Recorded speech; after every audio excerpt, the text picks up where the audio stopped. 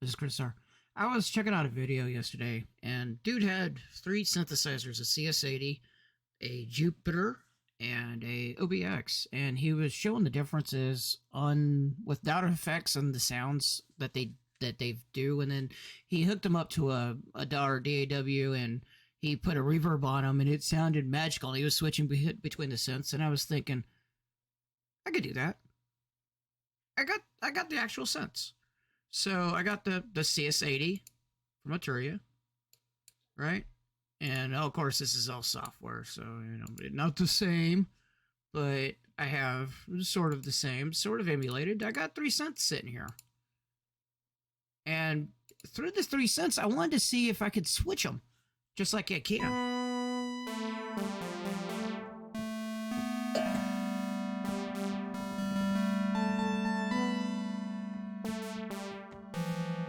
Okay, and I am able to switch them. The reason I'm able to switch them is because I have a little setup here that isn't too complicated, but it is pretty freaking cool in my things. So I have an Arturia BeatStep, and it sends it over, and this is kind of important to know. And now the setup goes is it sends over communication over MIDI channel 5, and I have a full 88 key keyboard that just does 88 keys. It doesn't do anything special. It is a learner keyboard set up for like children and stuff like that to learn, but it makes a really great MIDI controller and furniture because it's a proper like stand up piano. It's pretty cool.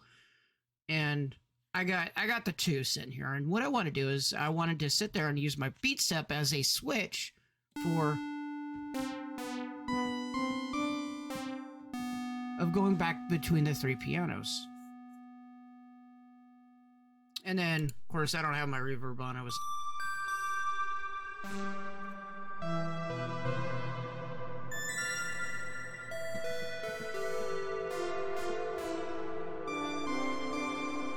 Yeah, I really like that. Any rate. So realistically, the BeatStep is in kind of the drum mode right now because it has 3 different modes, and basically it's a 1 octave keyboard, and it has a light that shows which drum it's using. But when I press on it, it sends a MIDI command. So we're going to use that to switch the keys. And the way that happens is kind of weird and Bitwig, because on this instrument selector we can filter out the channels. Normally what would happen is it would say all to 1, and the problem with all to 1 is that it sends everything under the first channel. We kind of want to separate those channels, because in here on this mode over here we want to listen particularly to channel 5 as our switch. We have it set up as a key switch, and so if you look over here, when I'm pressing on the BeatStep, I can go between the 3 different things, and I'm pressing 3 different keys, and they're lit up, which makes it even better because it tells me which instrument is selected or which key is pressed, whatever. So realistically, this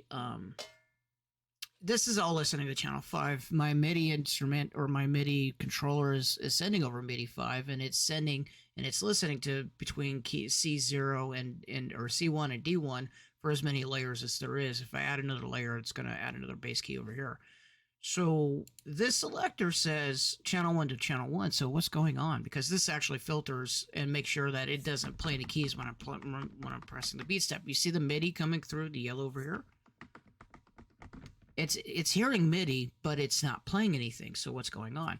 Well, basically, I have this note receiver here that says listen to instrument 3, which is over here. And instrument 3 is nothing but a filter of channel 5.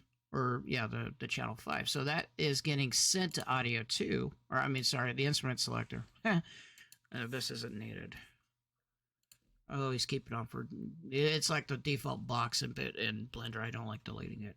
Anyway, and then this note grad's not needed. I was just using it to kind of listen in and see what keys I was pressing on my thing. But you need both of them selected so that I can see both of them. These are listening to only channel 1. So I'm, except for that one.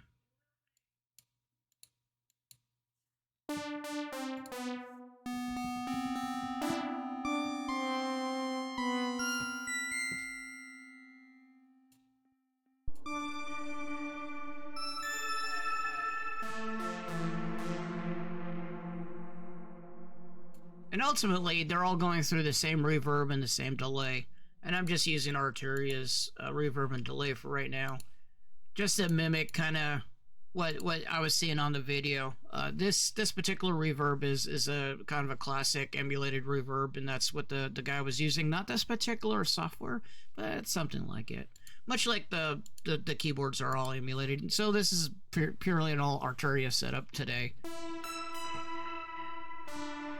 But what he was doing is he was getting the reverb to last, the tail last, so that he would switch the keyboards.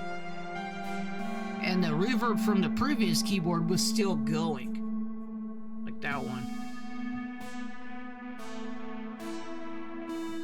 So I'm able to play around in that reverb, that lush reverb environment, or that tail, while the other ones are going. The reverb on there I think is so cool, but I think Valhalla probably reigns supreme when it comes to probably long old tails.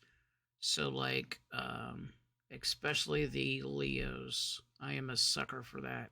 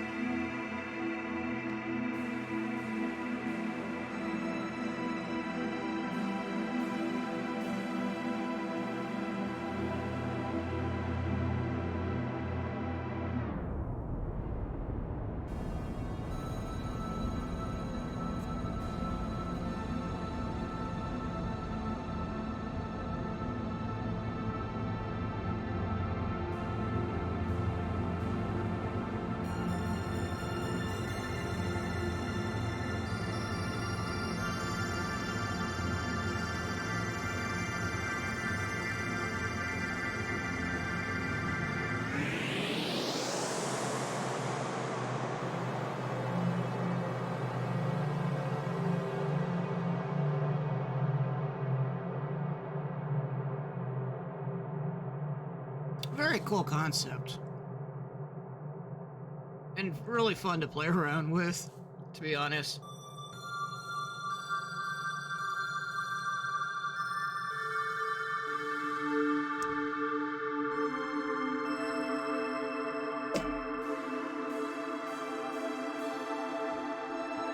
So it's like all the things that have a like A/B switch or something. You could switch between the different things, except for using kind of hardware I have laying around.